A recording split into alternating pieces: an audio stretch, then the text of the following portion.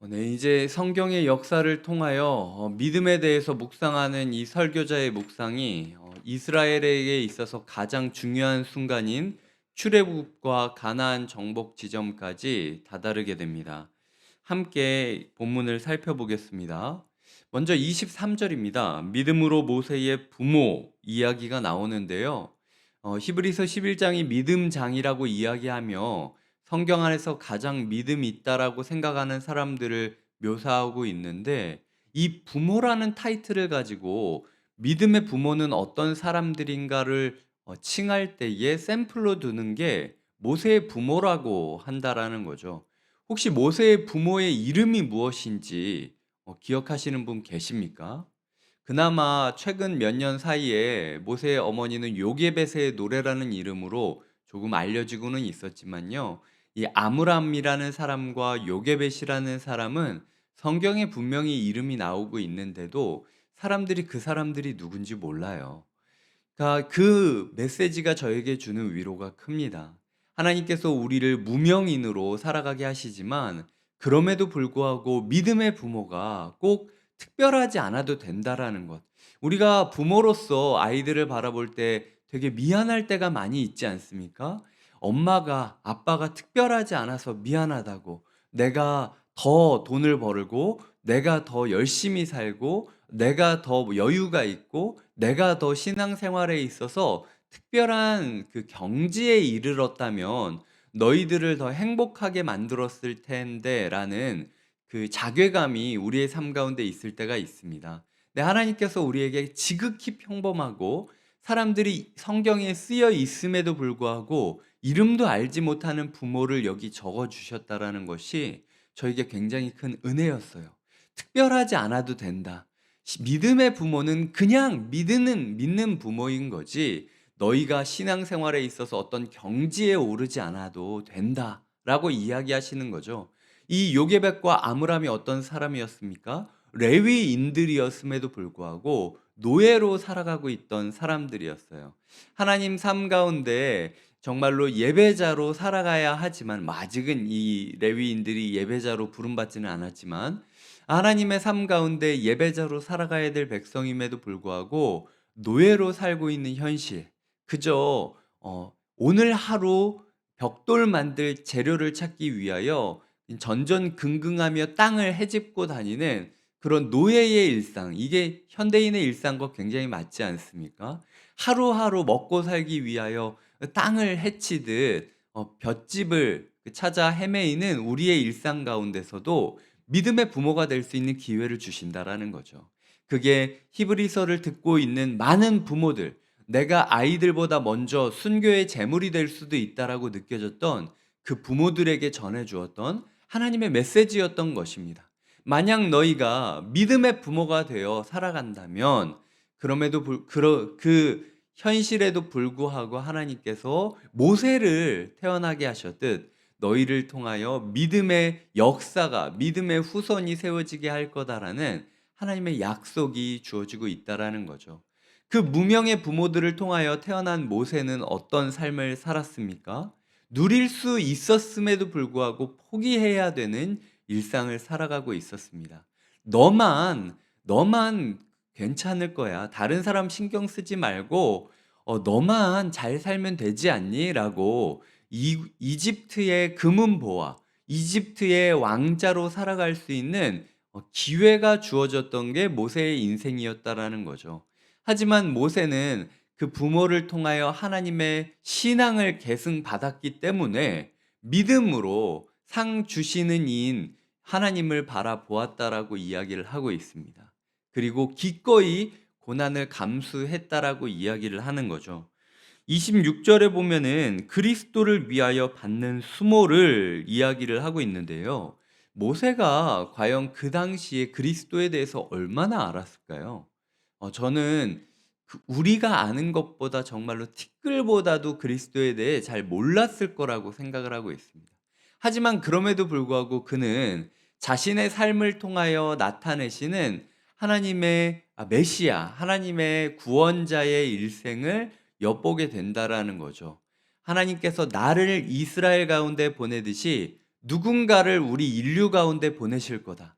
하나님께서 나를 통하여 하나님의 말씀을 전하시듯이 그리스도를 통하여 하나님이 보낸 누군가를 통하여 하나님의 말씀을 전하실 것이다.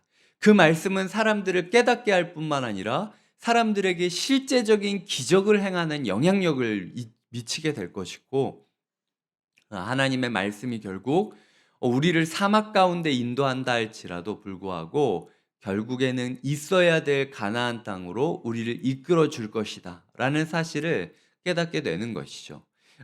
모세가 예수 그리스도의 흔적에 대해서 정말로 희미하게 보았다면 우리는 모세보다 더 선명한 예수 그리스도를 볼 수 있다라고 이야기를 하는 거죠. 모세가 희미한 그리스도를 보면서도 그렇게 순종을 하며 나아갔는데, 너희는 선명한 그리스도의 죽으심과 부활과 승천을 보았다면 이제 모세보다 더 나은 삶을 살아가야 되지 않겠냐라고 이야기를 하면서 수많은 동사들을 사용해서 강조를 하고 있습니다. 이 모세가 어떤 행동을 했는지 몇 가지로 제가 이야기를 드릴게요. 첫 번째로는 모세는 함께 고난받았습니다. 그러니까 모세는 누구와 함께 하는지를 결정하며 살아갔다라는 거죠. 두 번째로는 그리스도를 위하여 받는 수고를 더 나은 것으로 여겼다라는 거죠. 그리고 세 번째로는 상 주심을 바라보았다라는 거죠. 그의 시선이 항상 예수 그리스도께 고정되었다라는 거고, 27절에 보면 믿음으로 애굽을 떠났다라고 이야기를 하고 있고요. 그리고 무서워하지 아니했다라고 이야기를 했고 참았다라고 이야기를 하고 있습니다. 그리고 마지막으로 28절에는 예식을 정하였다라고 이야기를 하고 있습니다. 이 일곱 가지의 이야기가 이 모세를 통하여 지금 설교자가 지금 이 히브리서를 읽고 있는 교회에게 당부했던 내용이에요. 야, 모세도 누구와 함께 할지를 정하였지 않냐? 너희도 함께 고난받는 공동체와 함께 하기를 추구해야 된다라고 이야기를 하고 있고요. 그리고 두 번째로는 너희가 누구를 위하여 살아가겠냐? 그리스도를 위하여 살아가야 된다. 수모를 당한다 할지라도 그리스도를 위한 삶으로 살아가야 되고, 그리고 너희의 시선이 항상 상 주시는 예수 그리스도 하나님께 고정되어 있어야 된다. 너희는 어디로부터 떠나야 될지를 결정해야 된다. 그리고 너희의 삶 가운데 비록 두려운 일들이 많겠지만 무서워하지 말아야 되고, 지금 닥쳐진 현실을 끝까지 참아야 되며, 너희의 삶 가운데 성전이 무너지고 예배당에 들어가지 못하는 상황이 벌어진다 할지라도 무에서 유를 창조하듯 모세가 믿음으로 예수 그리스도를 바라볼 수 있는 예식을 만들었듯이 우리도 우리의 현실에 맞게 예배자로서 살 방법을 함께 궁리하며 찾아가야 되지 않겠냐. 더 이상 예전의 것에 얽매이면서 살아가는 것이 아니라 모세보다 한 걸음 더 주님께 다가가는 삶이 필요하다라고 이야기를 하는 게 오늘 본문이라는 것입니다. 그렇게 살아가는 사람들은 홍해를 건너 가나안으로 들어갔던 사람들처럼 홍해를 육지같이 건넜고 하나님을 시험하지 않고 살아가야 된다라고 말하고 있고요. 우리의 삶 가운데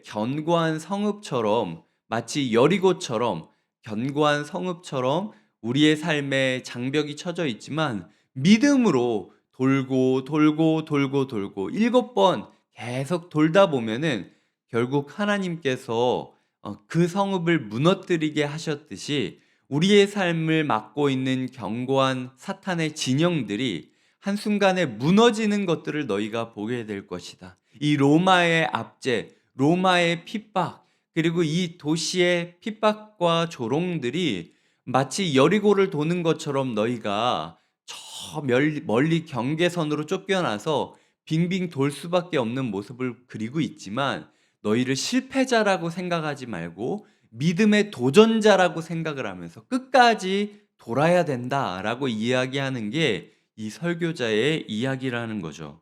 그러면서 마지막으로 이야기를 하는 게 기생 라합에 대해서 이야기를 하고 있습니다.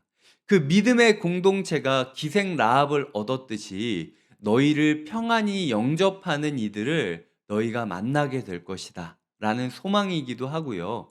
동시에 너희가 그렇게 믿음의 공동체가 되어서 모세의 부모처럼, 모세처럼 홍해를 넘어 모험을 하고 하나님을 시험하지 않고 걸어가는 참 가나안 정복 전쟁처럼 여리고 정복 전쟁을 하며 믿음으로 싸우는 사람들에게는 사랑의 공동체, 서로 평안히 영접하고 환대하는 환대의 공동체가 구현될 것이다라는 약속이라는 것이죠. 오늘 말씀을 매듭 짓자면 정말로 아무도 관심 갖지 않았던 한 가정, 노예 한 가정의 역사로부터 시작을 해서 국가가 바뀌고 정말로 이방인이라고 느껴졌던 기생 라합이 그 환대의 공동체로 들어오는 것까지를 매듭 짓고 있습니다. 지금 이 자리 빗길을 뚫고 여기까지 온 성도님들이 마음에 많이 남아요. 저도 오늘 하루 동안 이 자리에 계신 성도님들 그리고 영상으로 함께 보고 계실 성도님들을 위하여 기도하겠습니다.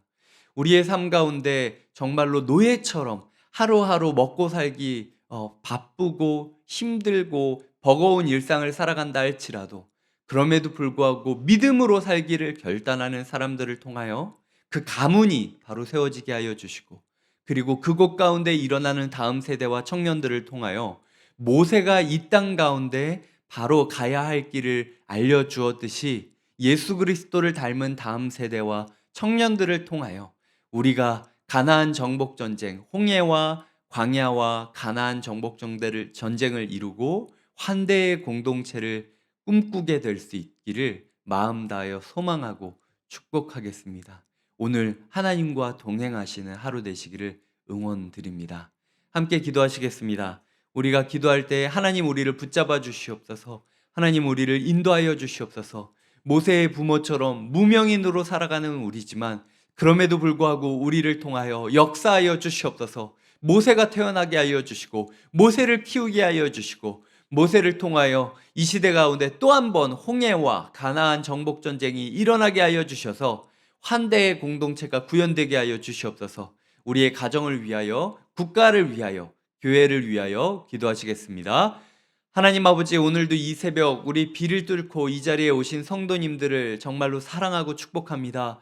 주님, 하나님, 기도하는 이들의 마음을 주님께서 헤아려 주시고 기도하는 이들의 기도 제목을 주님께서 갚아주시기를 원합니다.